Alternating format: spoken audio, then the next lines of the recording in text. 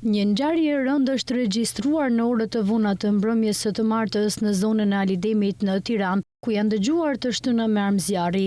Incidenti ka ndodhur pranë ambienteve të një lokali dhe dyshohet se ka qenë rezultati një konflikti mes disa personave. Pas veprimeve të policisë, u bë i mundur dhe identifikimi dhe shpallja në kërkim e 4 shtetasve, pasi rreth orës 23 në rrugën e Alidemit dyshohet se janë konfliktuar fizikisht dhe me sende të forta me njëri tjetrin.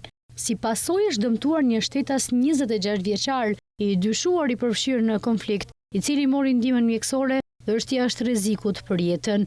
Me 26 vjeçarin do kryen veprime procedurale në vijim, pasi ka deklaruar të dhëna kontradiktore për ngjarjen. Nga veprimet e para hetimore, dyshohet se gjatë konfliktit është qelluar me armë zjarri në ajër. Gjatë kryes në vendet të ngjarjes janë gjetur dhe sekuestruar një shkop bejsbolli, 2 gëzhoja, një automjet dhe 3 celular. Grupi hetimor po punon për identifikimin e autorëve dhe zbardhjen e plotë të rrethanave të ngjarjes. Policia ka sekuestruar pamjet e kamerave të sigurisë së lokalit dhe të zonës përreth, të cilat pritet të ndihmojnë në zbardhjen e këtij incidenti.